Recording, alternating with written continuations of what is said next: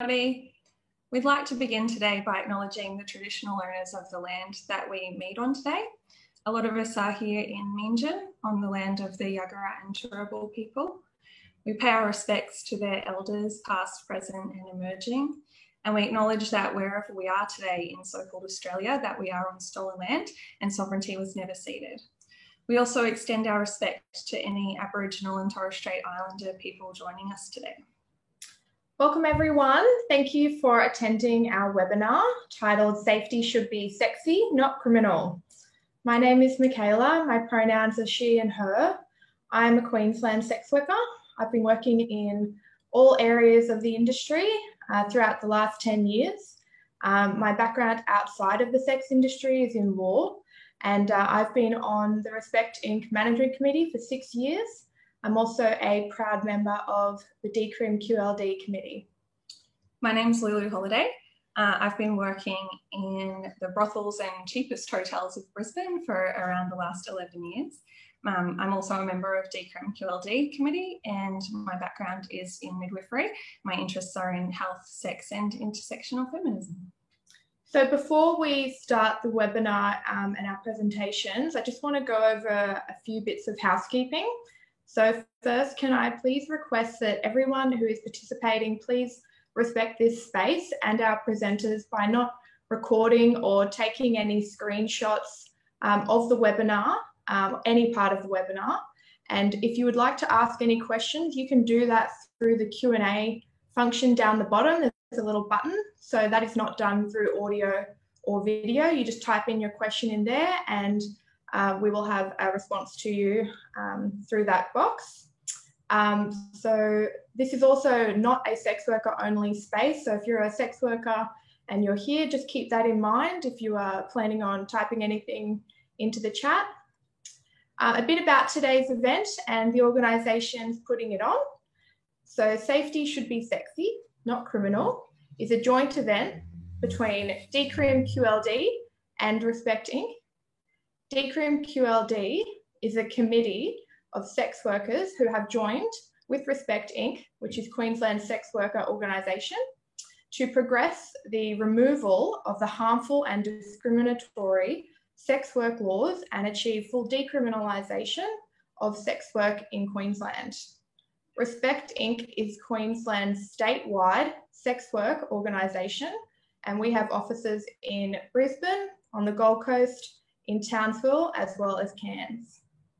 So every industry has its own unique way of keeping their workers safe, and sex work is no different.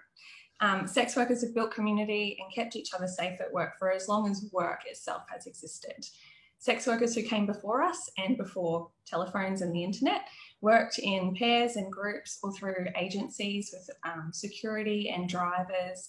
And then with the advent of telephones and the internet, we're now able to call and message each other to check in as well. These simple safety strategies are easy to do. They don't cause harm to anyone. They're discreet and they help us keep ourselves and our colleagues safe. The safety strategies we use as sex workers are the same strategies you might use with a friend who's going on a Tinder or Grindr date with a new person. In Queensland, the safety strategies used by sex workers that we've just described are criminalised under Chapter 22A of the Criminal Code. Today, we're going to hear from several Queensland sex workers about the criminalisation of safety strategies, how that affects their lives, and how things can be changed for the better. So I'm now going to invite Carly to give her presentation on the laws that criminalise sex worker safety strategies and the solution. A little bit about Carly. Her pronouns are she and her. She has been a sex worker for 7 years in many sectors of the industry, including in brothels, private, independent, and she has also been the Gold Coast peer educator at Respect Inc. since 2017.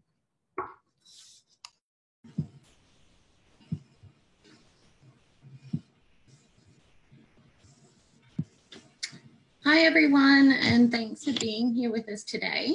So my presentation is around how the law imposes risks on sex workers.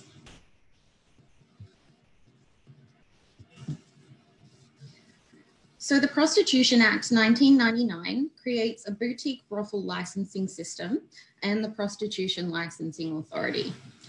The laws also criminalise all other sex industry businesses, including but not limited to escort agencies, erotic massage services, co-ops, working in pairs, and outline what approved advertising is. The criminal code includes many of the laws that criminalise sex workers' safety strategies that we're going to be talking a lot about today. The Police Powers and Responsibility Act gives police the power to undertake entrapment, posing as clients, and gives them immunity to request and undertake illegal activities to get an arrest. So this is one of our Decrim Queensland infographics. It just highlights some of the laws we're going to be talking about today that are putting sex workers at risk. So criminalisation. With the options of only 20 licensed brothels in Queensland and having our safety strategies criminalised, operating outside of the legal framework is the only option for most sex workers. Working in pairs and sharing a workspace is illegal in Queensland. As you can see, legislation in Queensland can often be quite vague and leave no options to actually follow the law. We cannot know if another worker is working within the same hotel or area, leaving us open to fines, charges, and entrapment. Already facing social stigma from society, legal roadblocks to their own community leave sex workers open to the risk of adverse health problems caused by isolation. Advertising restrictions. The Prostitution Licensing Authority releases guidelines to be followed by sex workers for their advertising.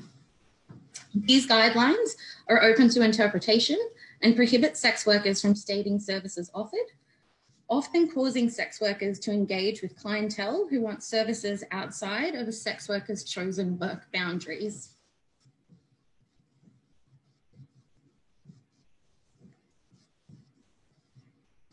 Police use sex worker advertising to issue fines and set workers up with fake bookings to entrap them for something as simple as stating the term massage. Previously, you were able to check your advertising was compliant by contacting the Prostitution Licensing Authority and have them read your ad and give feedback so that you could adjust your advertising accordingly. In 2018, the PLA revoked this service, leaving sex workers to interpret the guidelines for themselves. If English is not your first language, this coupled with laws prohibiting someone else writing your advertising creates an almost impossible barrier to compliance. Texting another sex worker when a client arrives or leaves is illegal in Queensland. Sex workers have many different ways of keeping ourselves safe. Being able to message another sex worker when our client arrives or leaves is one of these safety strategies. Sex workers cannot use a driver another sex worker uses and recommends. This particular charge falls under 229H of the Criminal Code.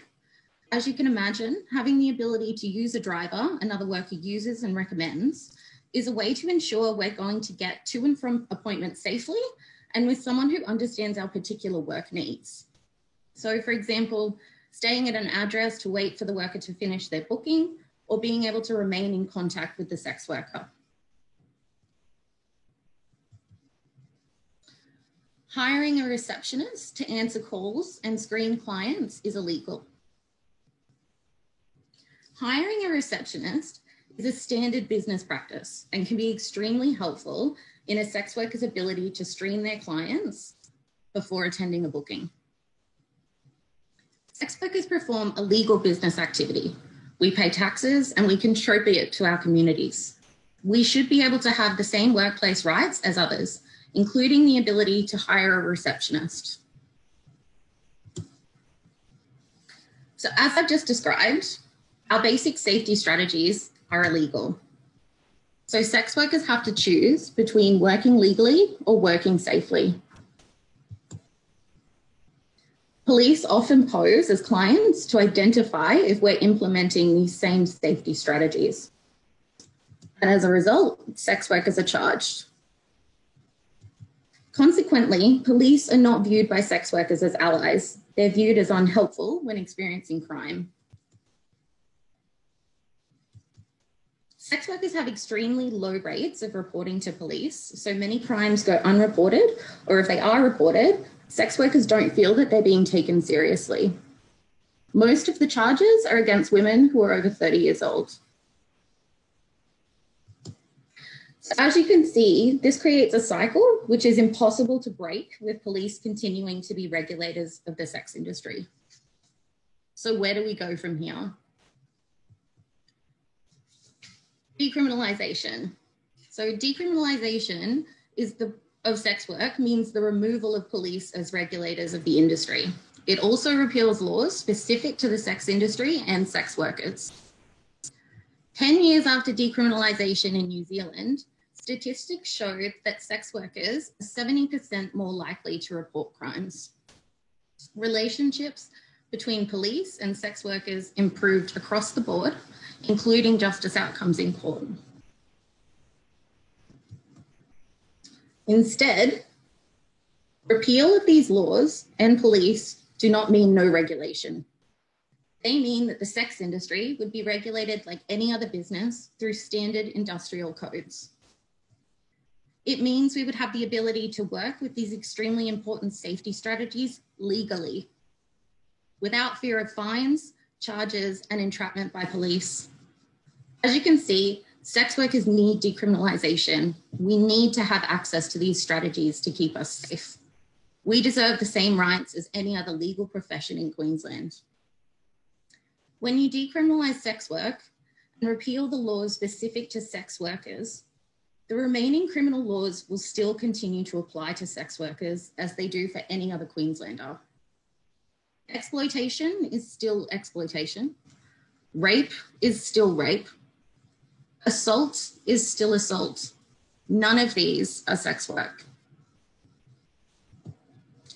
Thanks so much for listening, and please support Decrim.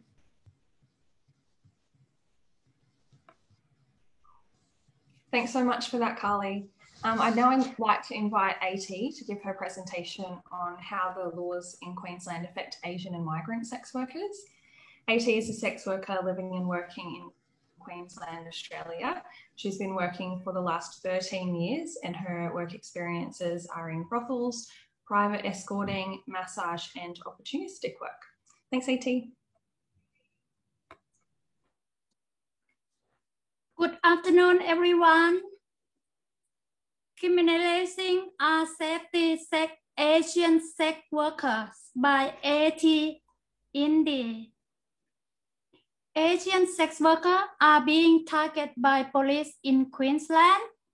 We know that it's happening from Asian and migrant sex workers who have experienced police targeting. Peer networking are community providing information and a case support. We have been hearing this for a long time, again and again and again. Police have admitted to respect that they target Asian sex workers are priority group. We choose the style of work that is best for us. Private, escort, street, bars, club, massage parlor, and brothels. But why should be I able to get someone to put my advertising in? Why shouldn't I be able to work with other person? Why should I be able to get someone to answer my phone? It makes good business sense, and it is a good safety strategy. We all need the support. The laws make us work alone. This makes us unsafe. Why shouldn't sex workers be able to support each other? Our sex worker friends are our support network.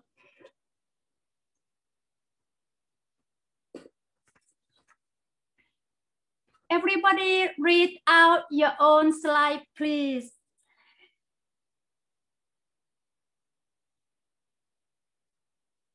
Is it really this basis that a sex worker would hire a receptionist to screen their booking? No, of course, not that is basis. Is this police are arresting 58-year-old sex worker for something that is a normal small business practice in other industry.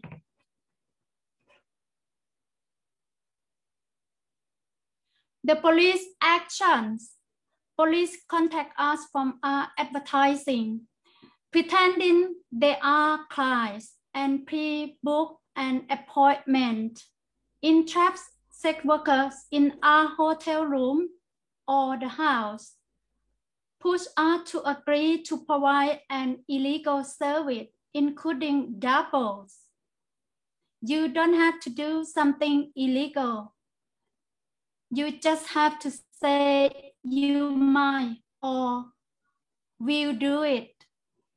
They record us and convince sex workers to repeat that they will do an illegal service to get a charge, such as take our property, such as a cash, phones, laptop, forcing sex workers to unlock their phone, log into their advertising website.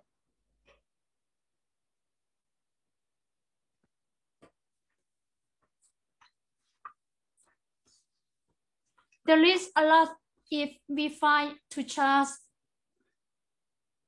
or fine. Privacy is important for all sex workers.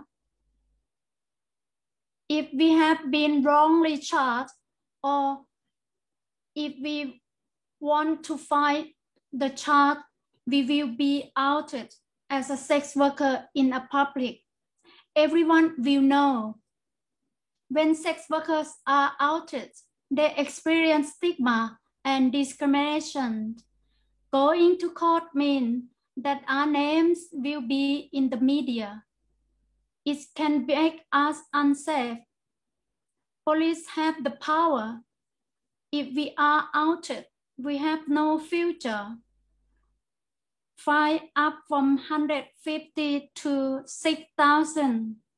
Conviction recorded, suspend sentence for 5 years, and or potential deportation.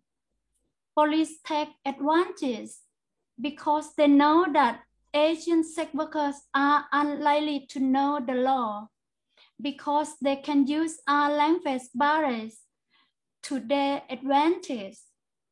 Because we can't fight, the charge police are not held accountable for their actions.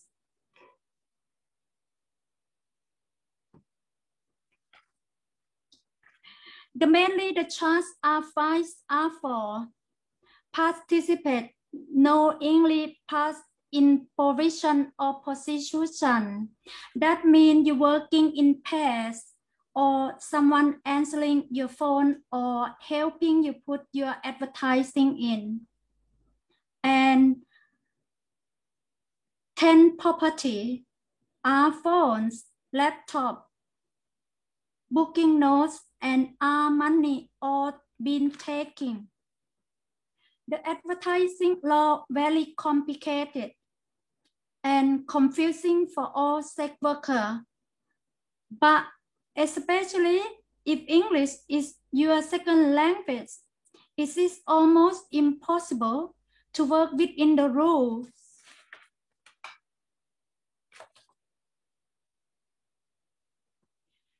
The police have power. We don't have any. It would be very difficult for an Asian worker to explain or convince to police they were not doing anything wrong. The attitudes of the police is that they don't trust us, they don't like us. when the police say to sex workers, I'm going to send you home, it shows their racism, the lack of professionalism, and their hatred towards us. Thank you everyone to listen today. Thank you so much, AT, for sharing your presentation on Asian and migrant sex workers in Queensland. We're now going to move into the discussion panel part of today's webinar. We have an amazing panel of Queensland sex workers who are going to speak to us about the laws that criminalise sex worker safety strategies. We have Hope, Hazy, Zoe and Nikki today. Lulu and myself are going to read out each question and each panelist will then respond. So I'll just give you a little bit of information about our panelists. So Hope, her pronouns are she and her. Hope has worked as a sex worker for around 12 years, all throughout Australia, including Victoria, New South Wales and Queensland, in brothels, as a private worker and in stripping. Hope is a proud Gunai Kurnai woman, and she has been active in the campaign for decriminalisation in Queensland for the last 3 years. Our second panellist is Hazy. His pronouns are he and him. Hazy is a male sex worker who started working in the sex industry 10 years ago. Primarily, he started working as a professional dominant in BDSM, and he has since then expanded to include erotic touch based work and also offers sex education through sex coaching sessions. He also now works as a mental health professional in the LGBTIQ+ demographic. Zoe's pronouns are she and her. Zoe's been in the sex industry as an independent worker based in Brisbane for 6 years, since posting an ad on Craigslist looking for other trans women in Brisbane to make friends with. But actually this ad is where clients first started contacting her. Zoe has a background in pharmacy training and joined Respect Inc. in October last year and has been active within Decrim QLD since then. She joined Respect as a Mandarin-speaking, Asian-focused peer educator. Nikki, whose pronouns are also she and her, has worked in Queensland as an independent sex worker for 3 years and believes in ending the stigma of sex work one open conversation at a time. When Nikki isn't working, she's a wife, a student, a writer, a businesswoman, and an avid Sims 4 player. So our first question for the panelists today is that we've heard a lot today about the laws and how the laws in Queensland criminalise sex workers who work in pairs or groups or even at the same hotel. Can you just talk to us a little bit about that? Hope here. I don't see how me working with another worker would harm anyone. There's a lot of benefits, cost, safety and support. I find for myself that if I'm going to see another sex worker socially, I have concerns about whether it will be seen on like a social media or something like that, and then the possibility of charges or from that. So that gets really hard. Sex work, particularly private sex work, can be isolating if you can't connect to your community. And one way that we connect is being able to be social together and talking about shared experiences. So, and we should be able to do that without fear of being arrested, because we need support. Hazy here. Look, it seems very unfair that we can be charged when we have no idea if another sex worker is even working from a hotel, even an apartment block. There's questions around that as to what that would mean. Even worse is the idea that somehow 2 sex workers sharing a space is enough to warrant criminal charges, and like the idea that 2 sex workers somehow equals a brothel. Can you imagine if this was similar for other industries, people working together are suddenly criminalised. And, you know, it just forces us into unsafe situations, and there's questions around why is our safety less important in that instance.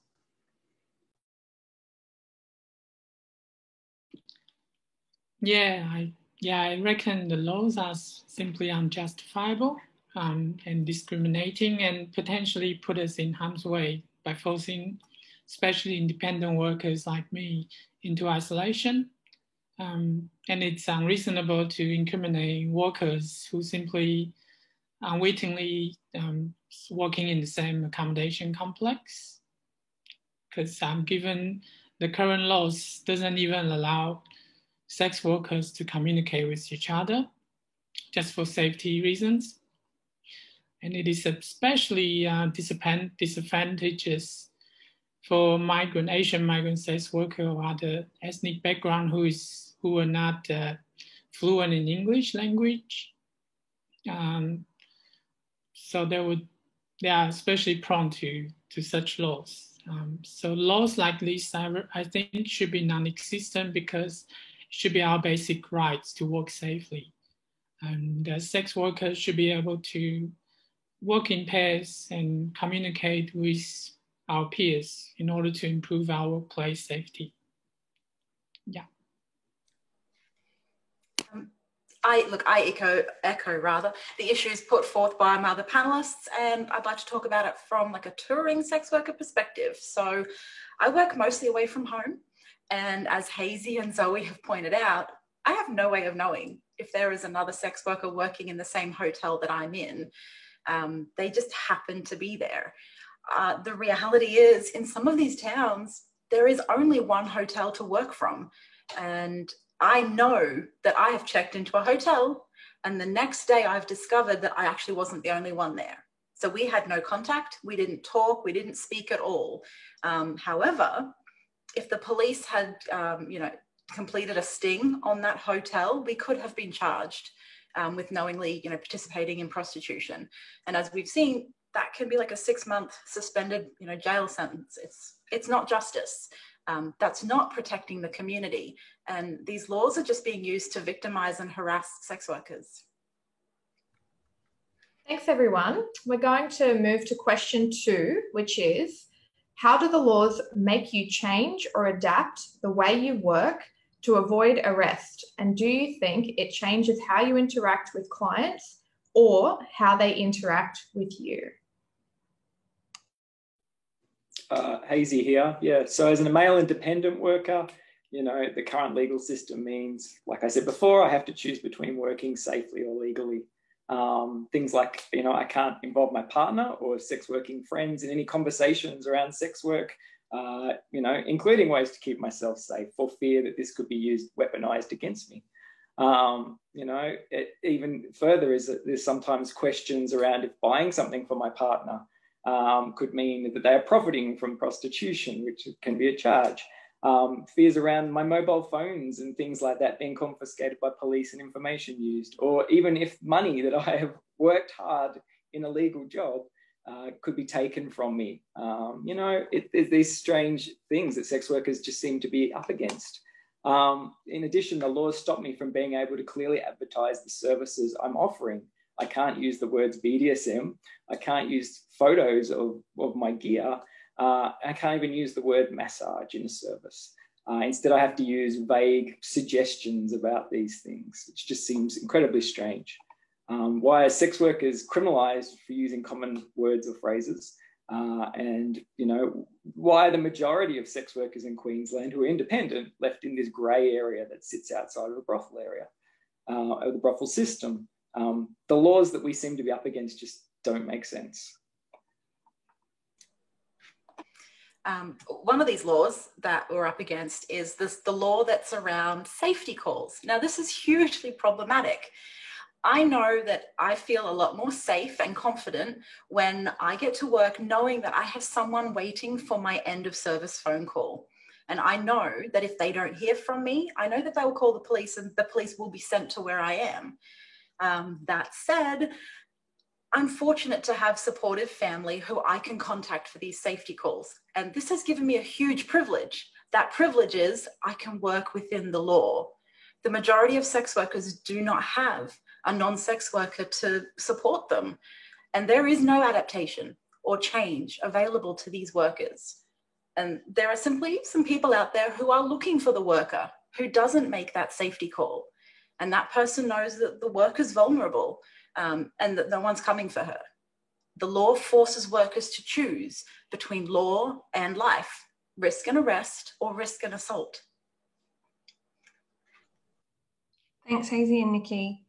Our next question is, how does the threat of arrest and entrapment affect your work life and sense of safety regarding police?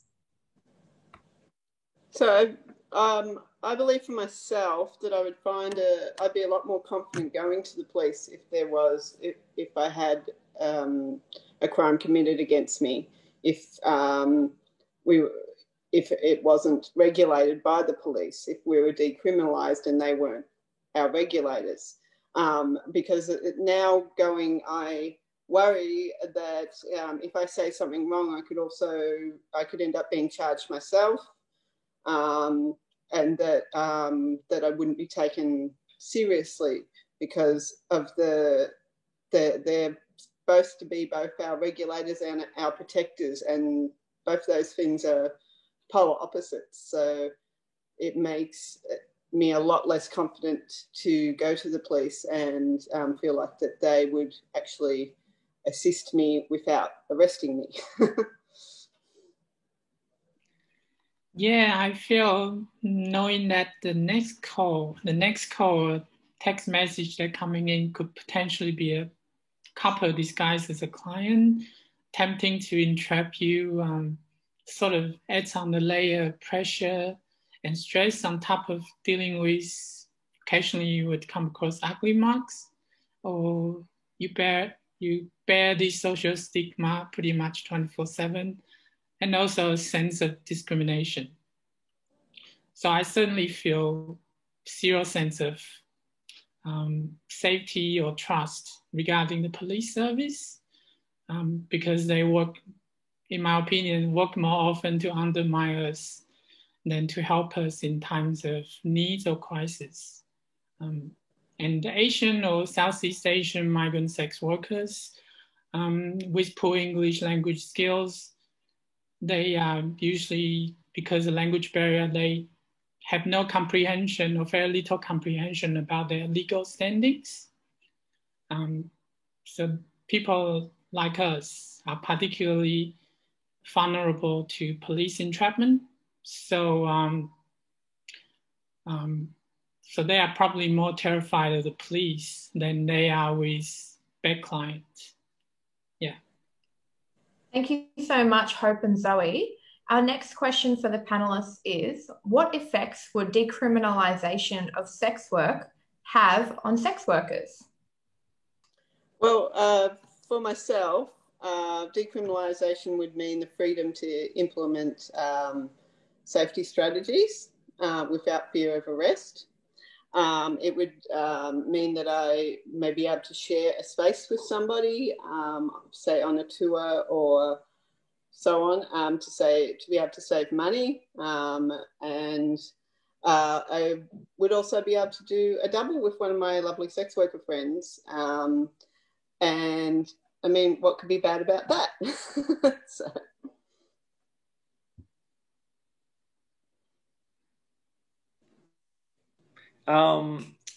Easy here. Like decriminalising sex work would mean that police don't have a role in the regulation of sex work, just like any other industry. It would mean that sex workers could work safely and, have some of those unfair and unjust legal hoops removed from affecting us. Discrimination and stigma towards sex workers are huge barriers, and the current laws only kind of entrench that even further. We know sex work can neatly fit under almost all existing laws around labour, business and human rights. Yeah, decriminalisation for me would mean a great leap forward in improving our basic labour and human rights as a sex worker. Because through the through the dismantling of the unjust laws that incriminate sex workers in say, the Prostitution Act, the Criminal Code Act, and the Police Powers and Responsibilities Act. So that's the entrapment part. So instead of being forced to choose between working legally or safely, we could finally make work health and safety arrangements just like any other occupations. Yeah. Look, like the other panelists, I agree that, you know, it definitely would improve safety. That would be the #1 impact that we would see from decriminalisation. It does have another effect, and that is an increase in industry compliance overall. So decriminalisation would simply remove the many layers of the complex over-regulation. I think there are about 4 or 5 different highly legalese documents that currently govern us. And I say I think because after 3 years, I'm still not entirely sure. But removing all of that unnecessary over-regulation, it will bring our industry in line with existing industry standards, codes of the various codes and practices that already exist to govern businesses. The result would be an increase in knowledge and understanding of sex work safe practices and standards across all sex work demographics. Thank you so much to our panelists for answering those questions. We're actually running ahead of time today, surprisingly. So we actually have the opportunity where we can open up for a Q&A from people who are attending. So if you are listening and you would like to ask a question, please put it in the Q&A box down the bottom and we'll see if we can answer that for you. And while we're waiting for any questions to come in, we will just give you a bit of information on how you can help support our campaign. So today's webinar is focused on the criminalisation of sex workers' safety strategies in Queensland. So if you'd like to get on board and support our campaign for decriminalisation, you can do so in a few different ways. If you're a sex worker, you can join the DCRIM QLD committee by emailing decrim@respectqld.org.au. If you're part of an organisation and your organisation would like to join as an official supporter of the DCRIM QLD campaign, you can do so by emailing that same email address, decrim@respectqld.org.au. If you're an ally, you can jump on social media and follow our campaign there. We're on Twitter, Instagram and Facebook. Just search the hashtag DCRIMQLD. Also keep an eye out for upcoming events and webinars that you can participate in. And whether you're an individual, organisation, sex worker or ally, one of the main things you can do to support us is figure out who your local MP is. You can do that just with a quick Google search and contact them, whether it be by a letter or phone call, and let them know that you are a constituent in their electorate and that you support DCRIM. Well, we got a question about what steps that people can take to help. So I think Lulu has outlined them, being an ally. And look, one of the other things that you can also do is take the time to educate yourself on what decriminalisation of sex work actually means. And that is a bit of a segue to future webinars that we will be holding, where we will be explaining in this same format with presenters and panelists on what decriminalisation of sex work in Queensland actually means, because we find a lot of people are supportive of the campaign, but maybe don't understand fully what the details of what that might look like. And so if you're an ally and you want to support us, it would be helpful for you to learn more about what DCRIM actually means, so that when you are advocating on our behalf to your friends or to anyone who will listen, you know that you're actually sharing the right information. So like Lulu said, just try and follow us on social media or our email lists, and so then you can be made aware of any future webinars where you can learn more about DCRIM, more about sex work in Queensland, and some of the advertising laws and other things that are relevant to our campaign. So if anyone else has any other questions, we still have a little bit of time to answer any more. Otherwise, we will move to closing the webinar. So I think that's everyone. Well, if you have any late questions, you can always, oh, hold on, let me just see. Janelle, did you want to speak? Okay, we had a question from TikTok. Do the sex worker laws impact on all sex workers equally? Would you like to start with that one? Yeah, sure. So they apply to all sex workers equally, but the impact is not equal. So we know for a fact that Asian migrant sex workers are targeted by police, and that the laws do, as we heard from AT and Zoe already, the laws do impact them further, mainly because of the lack of support and a language barrier. So if I can't ask someone to help me put my ad in, it doesn't affect me as much as it might affect someone who English is their second language. They don't have the language skill to write a clear advertisement, or maybe the technical skills to be able to put that ad up online where it needs to be.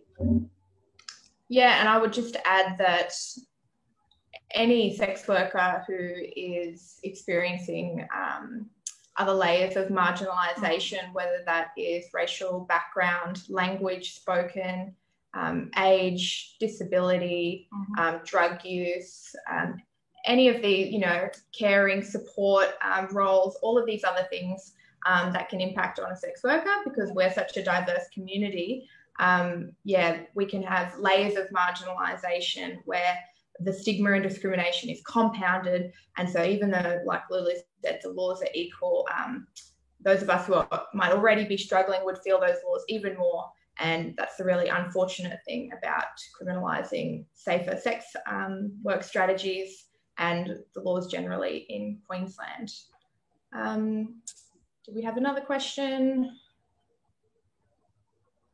I'll just add quickly as well that the laws would have more of an impact, I guess, as well on survival sex workers, because, you know, you don't have access to support, and then if you get your phone and your money taken off you, and then you have to work more to pay the fine that you just got as well because you don't have the money, you know, how are you supposed to get another phone, put in another ad, pay for that, and then work more to try and pay that risking fine. arrest while trying to pay off the fine. Yeah. Exactly, yeah. It can become a vicious cycle. So if there's no more questions, I'm going to throw to our campaign leader. Janelle, would you like to say a few words before we end? Hi, everyone. Hoping you can hear me. Thanks so much for joining our webinar. It's the second one in our series, and we're going to be having them right through the rest of this year. Of course, the aim is to raise the profile of our campaign and to increase understanding or awareness of the issues that we're experiencing as sex workers in Queensland, but also to make sure that people understand what the solution is. So I think you've heard a lot today from the speakers about the way the laws impact on us really negatively, and really get in the way of us implementing, you know, really basic safety strategies. I don't think anyone can defend that. I think all of the politicians we've spoken to and many community members that we've met at forums and conferences and at different events have been really shocked to understand what the laws really are in Queensland, and to, you know, hear from sex workers about how they're being heavily policed. So our campaign to decriminalise sex work has been underway for a few years, and our next step really is to make sure that MPs and ministers understand that this isn't just an issue for sex workers, right? We know that lots of you out in the community support us, and lots of people are appalled. So we really need to get that message across to the MPs and ministers that we all share this, this feeling about the need for the laws to change, and the need for sex workers to be provided with you know, the basic rights and workplace health and safety opportunities that everybody else does. So as part of that, we're going to be asking you to join us at an event on the 3rd of March, and that's going to be an action where we're having some speakers, and we'll be speaking about many of the things we've talked about today, but in a bit more detail, and raising awareness of the campaign. And of course, we really value all of you letting your friends and colleagues know about this issue. We think that just generally people don't know much about it and haven't heard from sex workers. So please spread the message with us. Join the campaign as Lulu and Michaela have described. Drop me an email or a message. My mobile's out there in lots of the public spaces, including on our Instagram and Twitter. So get in contact with me if there's opportunities that you might have for us to speak at events, or opportunities for us to write a joint letter, or even jointly meet with politicians or MPs to raise the issues. But we really need those MPs and ministers to be hearing from you as well, so they don't just think this is an issue for sex workers.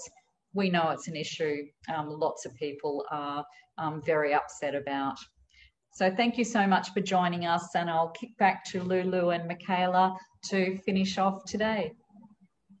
We actually had one last question come in at the last minute, Janelle, that I think you might be most appropriate to answer. It was about which politicians are for and against our campaign. Did you want to add anything to that, or is that too long of an answer? Yeah, absolutely. I'll touch on that. So I think it's interesting. There is a commitment currently for the government to refer this issue to the Queensland Law Reform Commission, and we'll be making sure, of course, as I hope you will as well, be making sure that they stick to their commitment. And but we've heard from and we've had some parliamentary symposiums, so events at Parliament House that we've invited politicians from you know, every party along to, and we've actually had a really good engagement from each party. So I think you could easily say that there are politicians in every political party in Queensland that support changing the rules and changing the laws and getting rid of particularly these laws that criminalise sex worker safety strategies, and the licensing framework that really criminalises all other sex industry businesses except those, you know, few 20 licensed brothels. So it's not just it's not parties in their corners, some support it, some don't. It's actually lots of people from each side, each different party absolutely support it. To be honest, I'd be very surprised if anyone could stand up publicly and say they don't support sex workers having the right to implement safety strategies. And I don't think many people would agree that you know, putting so many police resources into charging a sex worker for having a receptionist is a good use of government resources. Thank you so much, Janelle. Great answer. So this brings us to the end of our webinar. Thanks again to our presenters. So we had Carly at the beginning, followed by AT, giving their presentations. And then thank you so much to our panelists for answering our questions. We had Hope, Hazy, Zoe, and Nikki today. We would like to acknowledge that speaking publicly about our experiences, and the panelists and presenters sharing their experiences today on being a sex worker. It takes a lot of courage to do that, a lot of bravery, especially with the stigma and discrimination that we face as sex workers. So I just wanted to thank everyone once again, and my co-chair Lulu, Oh, thanks, Michaela. For putting this together today. And thank you all for attending. We really appreciate your interest in our campaign and your support. And we hope that you've learned something today. And we hope you had your questions answered. So we gave, it's great that we had that opportunity to answer a few more here at the end. And so that brings us to the end, and look out for our future webinars and other events that you can attend or support us on our social media and email. Thanks everyone. Thanks.